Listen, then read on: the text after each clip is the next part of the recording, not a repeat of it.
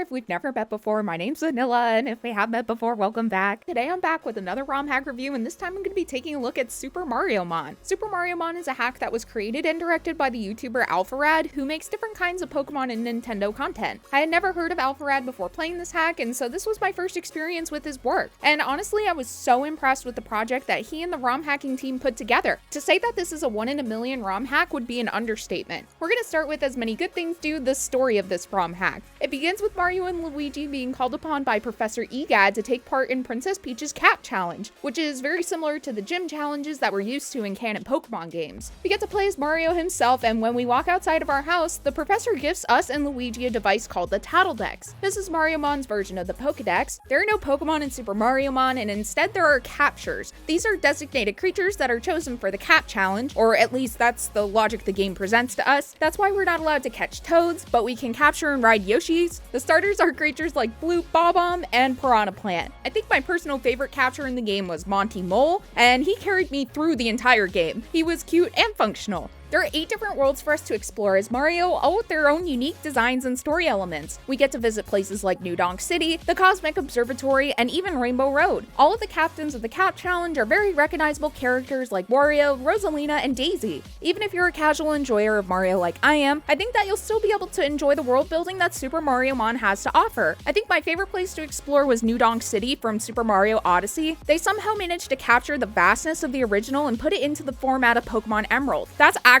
amazing. They managed to do this with quite a few other locations as well, like Bowser's Castle and Rainbow Road. I have many skills, but being an art reviewer is not one of them, but I cannot say it enough times how amazing this game looked. A lot of the time, for accessibility reasons, ROM hacks and fan games make use of pre-made tile sets and sprite sheets, which is totally fine. It enhances the gameplay feel, even if they're not entirely unique to the project. The last Pokemon ROM hack I made a video on, called Pokemon Lazarus, made use of tile sets to improve the gameplay experience, and it was really refreshing. Super Mariomon, on the other hand, has a plethora of custom art. These sprites are all original as far as I'm aware, and the world is built entirely from scratch. The art style kind of had a comfy retro vibe to it that reminded me a bit of the N64 era of Mario. You also get to see custom sprites of many different characters from the franchise, like Peach, Bowser, and Waluigi. So it really makes you feel like you've entered the Mario universe, but somehow you're also playing a Pokemon game. It's kind of hard to explain, but in a really good way. In addition to unique sprites, there are also new and unique items that have replaced original Pokemon versions. Like 1-Up mushrooms are used in place of revives, and Power mushrooms are used in place of potions. Instead of vitamins, there are jelly beans, and Pokeballs are replaced by caps. Each of these items and their variants, once again, have all unique sprites and flavor text, and it really helps you feel like you're playing a Mario game rather than a Pokemon game with a Mario skin. To move myself along past the amazing art, there are new gameplay loops and mechanics that we're exposed to as well, with the most memorable for me being the puzzles that you have to solve with Captain Toad. When we're partnered with him, we're given the ability to swap our active pawn. Mario and Captain Toad have different skills. Mario is able to jump up ledges, and Captain Toad has the Power Fist to be able to move boulders. Sometimes you'd have to move boulders as Captain Toad, and then swap to Mario to break blocks with his hammer that otherwise would have been inaccessible. This is a very fun mechanic, and it made it a blast to travel through World 5. There are quests as well, which is always something I appreciate in ROM hacks. There were a decent amount of tasks you could complete just by going slightly out of your way while playing the main story, which honestly is the best way to implement quests, I believe. It keeps them from being overly tedious while still supplementing the gameplay experience. It also adds to that completionist vibe where you want to collect all the captures and complete all the quests. The quest menu provides you with information on where to find the quests if you haven't taken them yet, and some of them provide hints as to how to complete them. In addition to new and engaging gameplay loops, this hack also provides us with many tools to enhance our experience while traversing this new world. Professor Egad gives us a warp pipe right off the bat, which makes fast travel very easy. There's also an XP share that we're given very early on, and there are no HMs that we need to be worried about, as any obstacles we would need to overcome are done just using key items instead. You won't need to waste move slots just to progress further in the game. TMs are reusable as well, so you don't need to worry about that antiquated system either, which makes switching your team up very convenient. The capture menu also has many modern features that really just make the game feel so comfortable. You can rename your captures and change their moves when you select them, which means you don't have to worry about going to a move tutor or a name rater.